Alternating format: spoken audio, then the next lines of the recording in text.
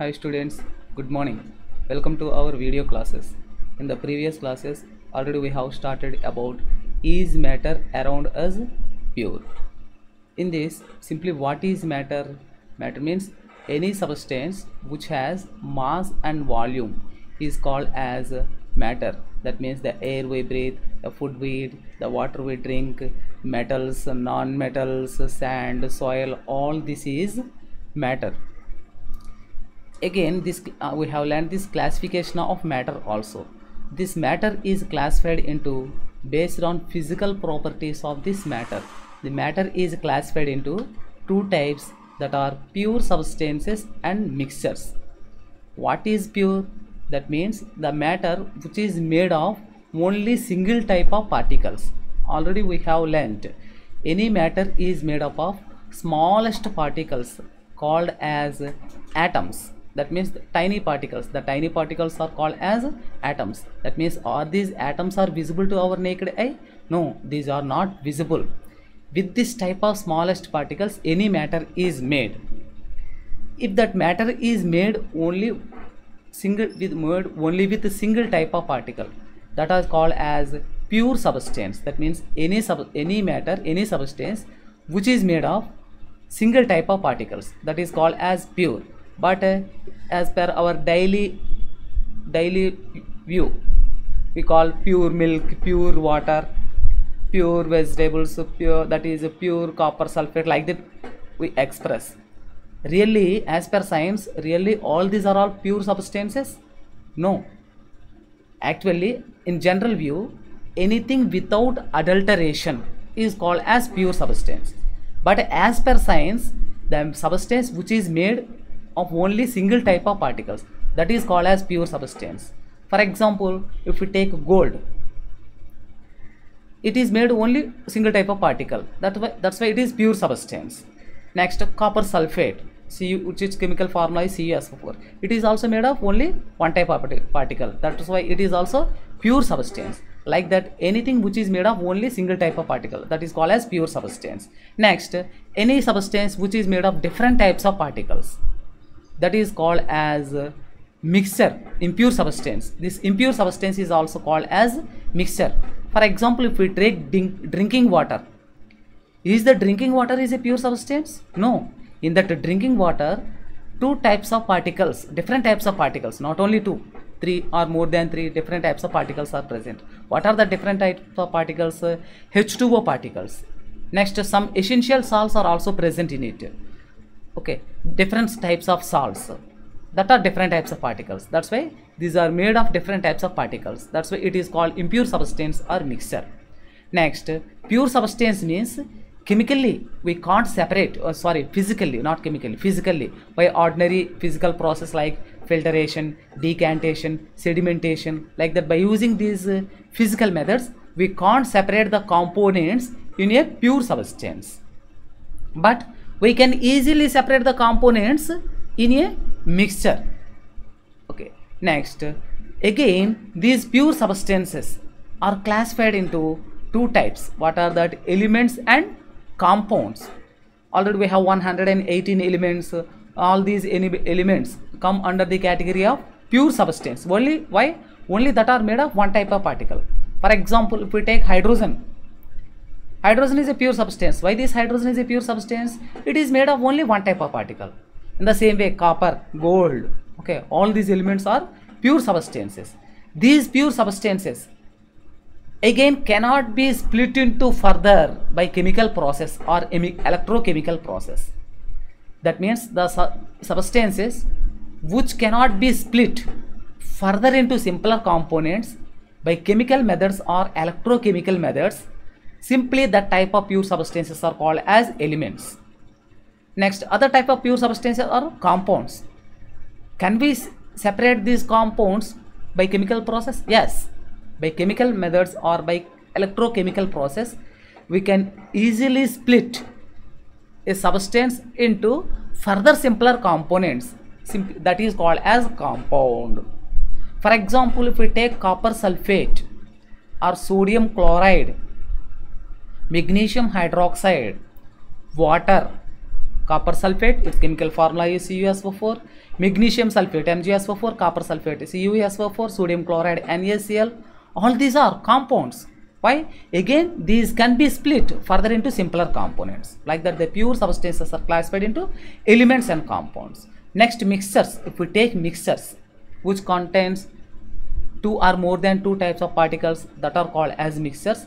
Again, these mixtures are classified into two types, that are homogeneous mixtures and heterogeneous mixtures. Then what are homogeneous mixtures? A substance is taken. If we observe the substance, if we can't distinguish the components present in it, and we can't separate the components by ordinary physical process like filtration, that is a homogeneous mixture. For example, if we take lemonade, is lemonade contains a single type of substance? No.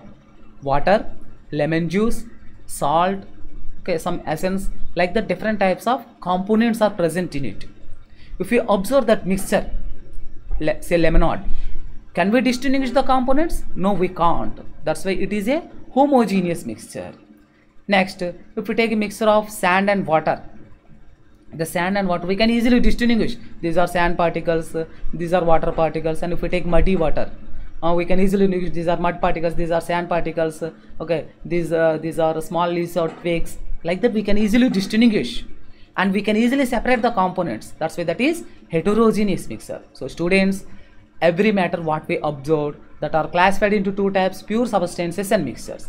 These pure substances are classified into elements and compounds, and mixtures are classified into homogeneous mixtures and heterogeneous mixtures. Okay, now we are going to learn about the classification of homogeneous mixtures or heterogeneous mixtures. Simply, homogeneous mixture. This homogeneous mixture is also called as a solution. That means any mixture means which contains two or more components, and we can't distinguish the components, and we can't separate the components by filtration process or decantation or sedimentation. That means by ordinary mechanical process we can't separate the components, then it is a homogeneous mixture. Simply, this homogeneous mixture is also called as solution. That means, for example, if we take some water in a glass beaker and add sugar or common salt and stir well, what happens? Is the sugar disappears or not? Yes. What is happening here? Dissolves. That means that sugar particles or salt particles splits into smaller particles, and that smaller particles are intermixed with the particles of water. Then if we observe with keen sense of observation, we can't distinguish the components. These are sugar particles, these are sodium chloride particles. Like that, we can't distinguish. And if we try to filter, we can't filter the components by filtration. That means any residue is not remained on the filter paper. Then it is a homogeneous mixture. This type of homogeneous mixture is called as a solution. Some examples are salt solution, sugar solution, vinegar. Vinegar is also, what is this vinegar chemically? It is aqueous solution of acetic acid. That means the two components present in vinegar, what we use in our daily life, that are water particles and acetic acid particles. If we take that vinegar, can we distinguish? These are water particles, these are acetic acid particles, like that? No, we can't. That's why it is also homogeneous mixture. This type of homogeneous mixtures are called as solutions. Next, in our chemical lab, we prepare different types of solutions. That means homogeneous mixtures. Aqueous solutions of acetic acid, aqueous solutions of nitric acid, aqueous solutions of copper sulfate. Okay, like that. Aqueous solution of barium chloride, aqueous solution of potassium nitrate. Like that, we prepared different homogeneous mixtures. All these homogeneous mixtures are called as solutions. Okay. We think a solution means a liquid substance is taken, and if we add a solid substance, that solid substance dissolve, that is called as a solution. If we think so, it is totally incorrect. Solutions means that may be in solid state or liquid state or gaseous state.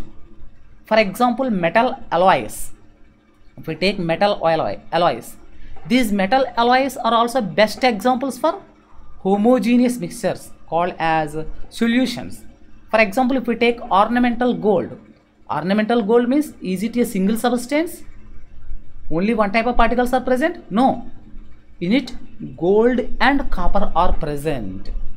But if you observe, we can't distinguish it is gold, it is copper, like that we can't distinguish. That's why it is also a homogeneous mixture. Next, brass, bronze, okay. Next, steel, stainless steel, like that. All these are metal alloys. These metal alloys are also examples for solutions. Next, air. In the air, only single component is present? No. The important components are nitrogen, oxygen, next other components, carbon dioxide, water vapor, and argon, like that some inert gases. Like this, different substances, different types of gaseous substances. That means different components are present in the air. But we can't distinguish the components. Okay, why? The composition is same throughout. That's why it is also an example for solution. That means the solutions may be in solid state or liquid state or gaseous state. Okay, in the homogeneous mixture, how many components are present? Two or more than two components are present. But a solution has at least two components. A solution has at least how many components? Two components. The two components which are present in the solution, that are called as solvent and solute. The two components are solvent and solute. That means a solution has at least two components. One is solute and the other is solvent. Then which is solvent and which is solute? Let us observe. The component which is relatively large in that homogeneous mixture, two components are there. In the two components which is relatively large, that means the component of the solution that dissolves the other component in it. The component of the solution that dissolves the other component in it means that is relatively large. Which is relatively large, that is called as solvent. Okay, and the component which is relatively smaller in quantity means the solution that is dissolved in the solvent, okay, usually present in lesser quantity, that is called as solute. The mixture of this solvent and solute is called as solution. That means simply solvent plus solute is equal to solution. Let us observe an example. If you prepared aqueous solution of sodium chloride means its common name is common salt. It is familiar to us in our daily life. It is used to enhance the taste of food, what we call as table salt or common salt. Take 1 liter of water in a beaker. 1 liter of water in a beaker, or simply 100 milliliters of water. 100 milliliters of water is taken in a beaker and add 1 tablespoon full of salt to this. Stir well. Both are mixed and we can't distinguish components. That means solution is formed. In this, how many components are there? Two components. What are the two components? Water and sodium chloride. In this water and sodium chloride, which is larger in quantity? Water 100 milliliters. The sodium chloride just 5 grams or 10 grams. Then what? Which is relatively large? Water. That's why water is a solvent. Sodium chloride is solute. Okay. In another activity, 100 grams of sodium chloride is taken. To this 100 grams of sodium chloride, just add a little. 100 grams of sodium chloride is taken. To this 100 grams of sodium chloride, just add 10 milliliters of water. Both are mixed. Again, we can't distinguish sodium chloride and water, but it is just like in molten state. In this mixture, two components, again water and sodium chloride are there. But which is relatively large? Sodium chloride 100 grams, water just 10 milliliters or 10 grams. That means which is relatively large? Sodium chloride. That's why sodium chloride is solvent. Water is solute. Like that, in any solution, main two components are there taken. In the two main components, at least two components, which is relatively large, that is solvent, which is relatively small, that is solute.